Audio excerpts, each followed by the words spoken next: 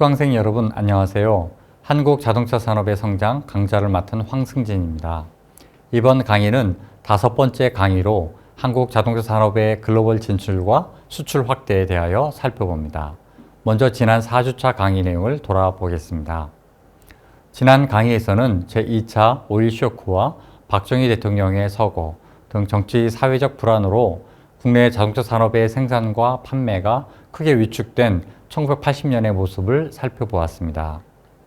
당시 정권을 장악한 전두환 보안사령관은 국가보위비상대책위원회를 통해 발전 설비, 자동차 부문의 과잉 투자와 적자를 이유로 중화학공업 투자 조정을 시행했습니다.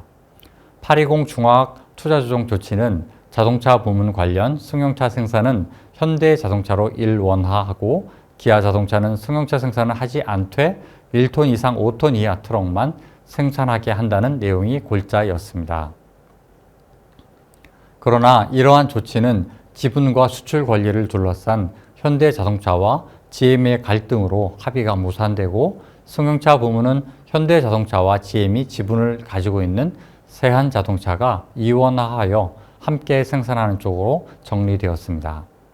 국보위에 참여한 경제위원회 일부 관료는 한국 자동차 산업이 국제무역상의 비교 열위 산업임을 들어 현대자동차를 GM의 하청 생산 기지로 삼고자 정책을 추진했습니다. 하지만 상공부의 산업연구원은 동태적 비교 우위론과 제품 수명 주기 이론을 내세워 현대자동차 주도의 수출과 내수 증가가 1980년대 후반에 가능하다고 맞받았습니다.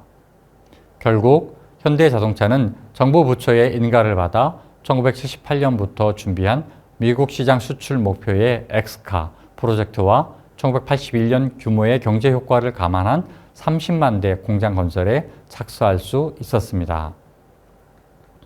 이 시기에 현대자동차는 마북리 기술연구소, 울산 종합주행시험장과 충돌시험장 등을 건립하고 미국 시장 진출을 위한 품질과 기술 확보를 위해 노력했습니다. 1984년 캐나다에 수출한 포니2가 성공적인 실적을 보이자 1986년 현대자동차는 엑스카 프로젝트로 개발한 엑셀을 미국에 수출하기 시작하여 첫 해 18만 6천여 대를 수출, 미국 시장 진입에 성공합니다. 또한 자동차공업 합리화 조치 해제로 1987년 대우자동차는 GM의 월드카 르망을, 기아자동차도 포드의 월드카 프라이드를 생산하여 미국에 수출하게 됩니다. 1988년 서울올림픽을 전후하여 국민소득 증가, 3조 호황에 힘입어 한국은 자동차 대중화 시대를 맞이합니다. 국내 자동차 부품공업 협동조합 조합 회원수도 1977년 267개사에서 1986년 927개사로 양적 증가와 함께 정부와 완성차 제조사의 품질관리 등급제 지원으로 질적 성장을 이루게 됩니다.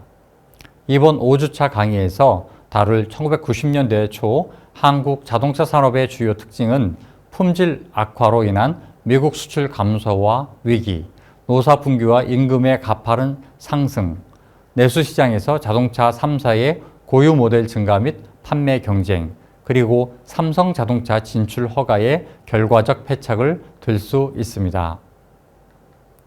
미국 시장에서 한국 소형 승용차의 판매량이 1989년부터 대폭 감소하기 시작했습니다. 현대자동차 포니 엑셀의 1989년 판매량이 18만 3천여 대로 1988년 대비 30% 이상 줄었습니다. 대우자동차의 르망, 기아자동차의 프라이드도 판매가 감소했습니다. 미국에 대한 한국의 자동차 수출량이 1988년 57만 6천여 대에서 1990년 34만 7천여 대로 전반적으로 줄었습니다. 1986년부터 미국으로 수출된 현대자동차의 품질 결점 수는 미국 품질평가 민간 회사인 JD 파워에 의해 보고되었습니다. 1987년 엑셀의 품질 결점 수는 314개로 도요타 자동차에 비해 1.9배 높았고 이후 품질이 개선되어 결점 수가 줄어들다가 1990년에 중형차 소나타의 미국 진출 이후 다시 높아졌습니다. 1987년 이후 노사 분교로 인한 품질 악화와 품질 관리 실패가 지적되었습니다. 품질 문제와 판매 감소는 미국 시장에서 철수까지도 고려해야 할 상황에 직면하게 했습니다. 또한 현대자동차의 중고차 품질이 도요타 자동차에 비해 좋지 않아 중고차 가격도 기대보다 하향 조정되었습니다. 엑셀의 외양은 도요타 자동차에 비해 손색이 없으나 부품 품질과 내구성에 있어 뒤떨어졌기 때문입니다. 미국에서의 현대자동차의 평판은 계속 추락했습니다. 1990년 당시 한국 자동차 산업의 생산기술 수준은 선진국 기술 수준을 100으로 했을 때 기계 가공 조립 기술은 90 정도였으나 도금, 도장 기술 60, 열처리 기술 70, 금형기 제작 기술 70 정도에 머무르고 있었습니다.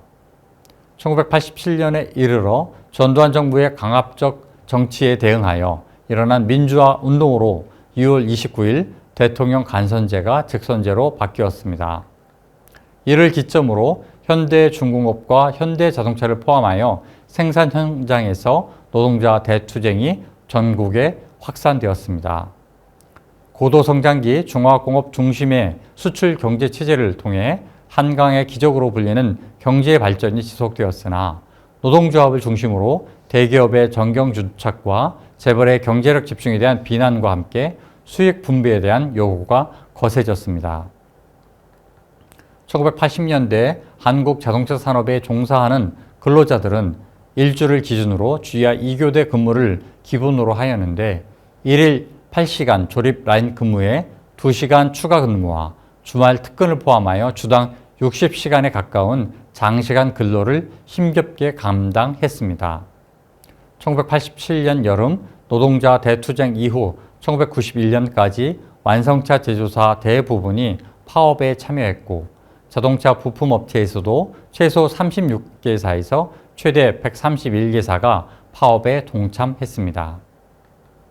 동기간 완성차 제조사의 최대 파업 일수는 34일, 부품업체의 최대 파업 일수는 25일에 이르러 생산과 품질에 악영향을 미쳤습니다. 1987년 노동자 대투쟁을 거치며 전 산업 평균 10.1%, 제조업 평균 11.6%의 임금 인상률을 보일 때 완성차 제조사의 임금 인상률은 2배에 가까운 23.6%, 부품업체 임금 인상률은 21.5%에 이르고 있었습니다. 이렇게 20% 이상에 가까운 자동차 산업의 임금 인상률은 3년간 지속되었고 1990년에 들어서며 완성차 제조사는 3.2에서 18.9%, 부품업체는 14.8%에서 17.5%의 임금 인상률을 나타내어 인상폭이 약간 줄어들게 됩니다. 이와 같은 자동차 산업의 임금 인상은 완성차 제조사에 근무하는 노동자들의 생활 수준을 대폭 높였습니다. 그러나 여전히 임금 인상은 완성차 제조사의 근로자들에게 집중되어 부품업체 근로자들의 임금 인상 폭이 높았음에도 임금 격차는 쉽게 줄어들지 않았습니다. 1980년 완성차 제조사 대비 부품업체 임금 수준은 83.4% 수준이었으나 1985년 64.1%, 1987년 노동자 대투쟁 이후 임금 격차는 더 벌어져 1994년 62.22% 수준으로 낮아졌음을 알 수 있습니다. 한국 완성차 제조사의 급격한 임금 인상은 일본과 비교했을 때 상대적으로 인상폭이 컸습니다. 1인당 인건비를 1인당 노동 생산성으로 나눈 단위 노동 비용을 일본과 비교하면 한국의 완성차 단위 노동 비용은 1985년 대비 1991년 27.4% 증가한 반면 일본의 완성차 단위 노동 비용은 1985년 대비 14.9% 증가했습니다. 즉, 한국의 완성차 업계의 노동 생산성이 증가한 것에 비해 높은 임금 인상이 진행되어 일본보다 높은 단위 노동 비용이 상승한 것입니다. 이는 완성차의 가격 경쟁력 약화로 이어지게 됩니다. 반면 한일 자동차 부품업체 간 단위 노동 비용의 추이는 다르게 나타납니다. 한국 자동차 부품업체의 단위 노동 비용은 1985년 대비 1991년 95.2%로 낮아진 반면 일본의 자동차 부품업체의 단위 노동 비용은 1985년 대비 119.8%로 19.8%포인트 높아졌습니다. 이는 한국 자동차 부품업체의 임금 인상 대비 노동 생산성 증가가 상대적으로 일본보다 높았음을 보여주고 있습니다. 자동차 산업의 시간당 임금을 경쟁국들과 비교했을 때 한국은 1985년 자동차 산업의 시간당 임금이 1985년 1.7달러에서 연평균 23.8% 상승하여 1991년 6.42달러로 나타납니다. 반면 소형차 경쟁국인 일본은 1985년 8.09달러에서 연평균 14.4% 상승하여 1991년 18.15달러가 됩니다. 한편 개도국 가운데 비교 대상국인 멕시코는 1985년 2.66달러에서 1991년 3.33달러로 연평균 3.8% 인상에 그치고 있습니다.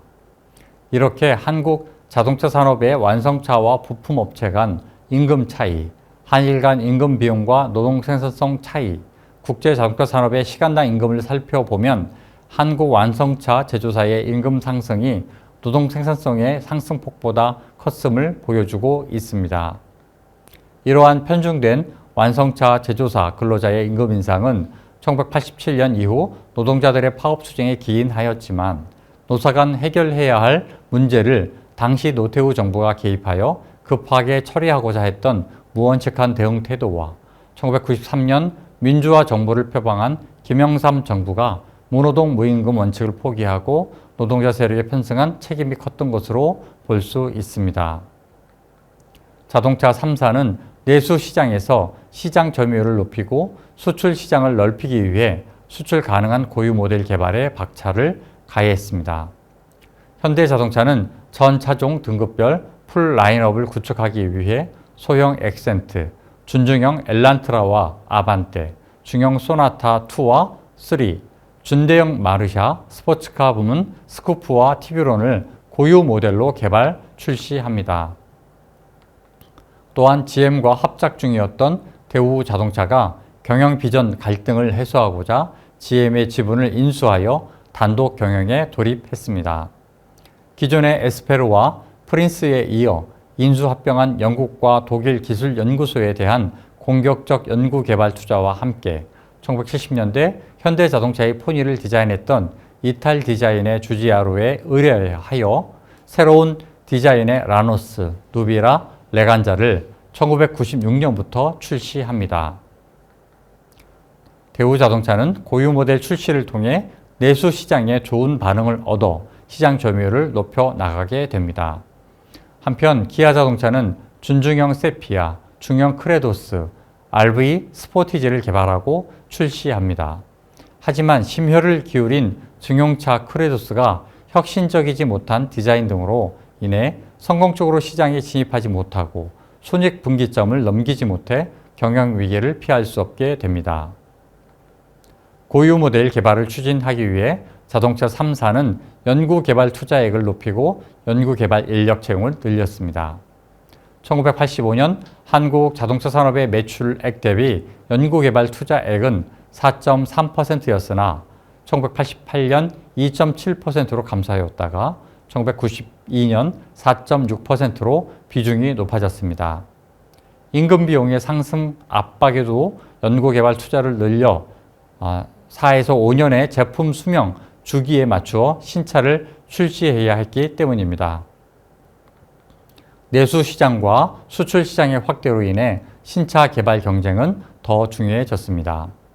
한편 미국과 유럽의 자동차 수입 개방 요구와 자유시장 경쟁에 대응하여 1986년 정부가 제정한 공업발전법에 따라 1989년 7월부터 자동차 생산 시장에 신규 진입을 허용하게 됩니다.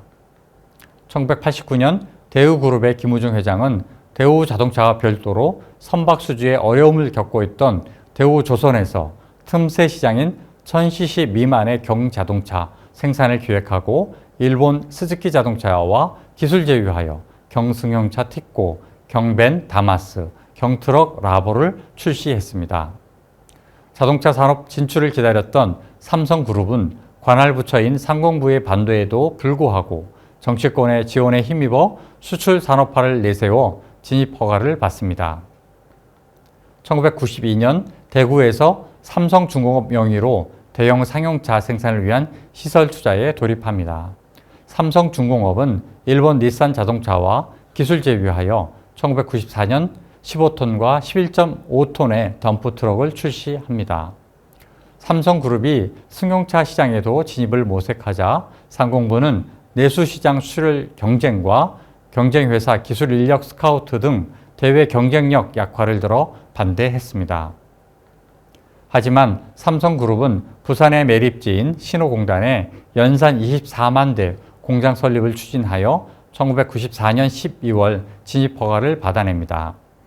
현대자동차는 내수 시장 점유율 1위와 함께 안정적 고유 모델 개발과 해외 수출 시장 다변화를 통해 경영 안정 상태였으므로 삼성의 승용차 진출 대응에 여유가 있었습니다. 하지만 자기 자본과 고유 기술이 부족했던 기아자동차, 대우자동차는 삼성 진출로 인해 입을 피해가 클 것으로 예측되었습니다. 삼성그룹의 무리한 승용차 시장 진입은 기아자동차와 대우자동차의 경쟁적 경영 확장의 원인을 제공한 것으로 보입니다. 결국 위 두 경쟁 회사의 경영 적자와 분식 회계, 그리고 5조 원 이상 삼성자동차 적자와 투자 손실은 한국 정부 외환 부족의 한 축이 되었고 크게는 IMF 외환 위기를 불러왔습니다. 만약 한국 제1위 규모의 삼성그룹이 당시 정부의 재정 상태를 고려하고 진중하게 진입 시기를 기다렸다면 여타의 요인으로 한국이 외환 위기에 몰렸을 때 기아자동차 또는 대우자동차를 인수하여 국부 유출을 막고 삼성전자와 같이 세계 자동차 시장을 선도할 수 있지 않았을까요? 이번 시간은 내수 시장의 국산차 경쟁에 대하여 살펴보았습니다. 다음 시간은 국산 엔진 개발과 수출 100만 대 달성에 대하여 살펴보도록 하겠습니다.